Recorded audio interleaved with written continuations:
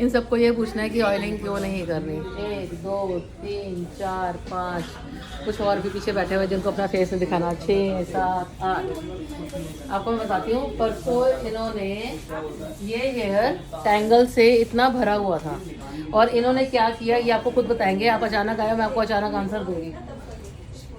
क्या हुआ था जब आपने ऑयलिंग की थी इसके ऊपर? पूरे ट्रायंगल हो गए थे बहुत ज्यादा। उसके बाद और खराब हो गए थे। बहुत फिर क्या हुआ था? खराब हो गए थे बहुत ज्यादा। इवन इनको टैंगल्स निकालने में हमें 3 से 4 घंटे लगे थे और इनका हेयर कैंची मारने वाला था। हमने कैसे बचाया हमें पता है, समझा देती हूँ। ऑयलिंग तब ऑयलिंग थी जब आज अगर आप अपने घर के बच्चों को भी देखते हो, जब भी आप ऑयलिंग करते हो तो उनका बाल फट रहा है। बच्चों ने तो कोई थेरेपी, कोई कलर, कोई कुछ नहीं कराया, फिर ऐसा क्यों हो रहा है? अब आंसर आप दीजिए।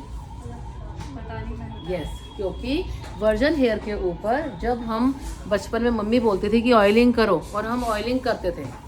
ऑयलिंग करते ही जो 1 रुपये का शैम्पू आता था सब दुनिया वही यूज़ करती थी। अगर मैं किसी भी बच्चे का हेयर चेक करा दूँ तो सारा हेयर आपको फटा हुआ दिख रहा होगा। अब जो वो ऑयलिंग नहीं निकलती वो 1 रुपये के शैम्पू क्या 1800 रुपये के शैम्पू से भी, और जो ऑयलिंग आपके हेयर में रह जाती है अब आपके हेयर के अंदर टैंगल्स बनाती है। अभी एक आई हुई थी पहाड़गंज से, कहते दीदी मैंने इतनी ऑयलिंग की थी, इतनी ऑयलिंग की थी, मेरा बाल हर बार टूटता था, मेरे को लगता था मैं कम लगा रही हूँ और मैंने और लगाया और अभी उसका हेयर कहती है हाफ था, अभी भी निकली है यहाँ से। तो जब जब आपने ऑयलिंग लगाई और वो चीख कर कह रही है कि मैं हेयर फॉल कर रही हूँ, तो वो ऑयलिंग चीख तो रही है कि मुझे मत कर। आपने ऑयलिंग लगाई, शैम्पू से शैम्पू निकला, जितना भी आपने यूज़ किया, आपके बालों को नरिश किया, हेयर फॉल सेम डे से नहीं हुआ, तो वो ऑयलिंग अच्छी है। जैसे ही आपने ऑयलिंग लगाई, उस शैम्पू, मास्क, जितना मर्जी आप महंगा सामान यूज़ कर रहे हैं सेम डे, और आपने यूँ किया, एक भी बाल नहीं टूटा तो ओके। और जैसे निकल रहा है दैट मीन्स ऑयलिंग चीख रही है कि मुझे मत करो, क्योंकि अब उस शैम्पू और मास्क से वो ऑयलिंग नहीं निकलती। अब अगर मैं आपको ये बोलूँ, ये जैकेट घर पे लेके सोटा लेके धो अच्छी तरह रगड़ के मशीन के अंदर, क्यों ड्राइगिंग कराते हो? क्योंकि अब की आफ्टर केयर अलग हो गई है ना, और पहले की अलग थी। पहले हम सोटा से भी धोते थे।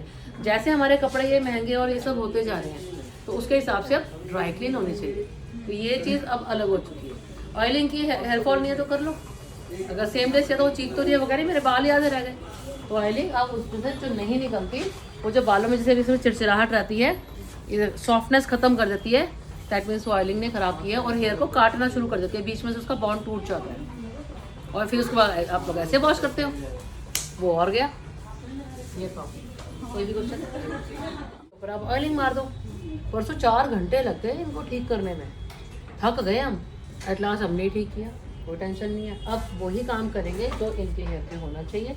वॉश इनकी जो बिटिया दिखाना, साहिबा की हो ऐसी का, ये मेरे पास आई थी, दिखाना बिफोर दिखाना। इसके इतने से बाल थे और ऐसे ऐसे थे, तो इसकी दादी ने इसको 10,000 रुपये दिए कि जाके ना दीदी पास जाके ना 30 इंचेस के हेयर लगाया। मैंने कहा पागल है, थेरेपी की, चलो अब मम्मी भी आ गई। अब इसका हेयर ये देखो 10 से 12 इंच अपना हेयर ग्रो है, सिर्फ वॉश करना है। कभी कभी हेयर फटे, हल्का सा ट्रीटमेंट है, उसका अपना हेयर है 12-15, उसकी मम्मी आई हुई है।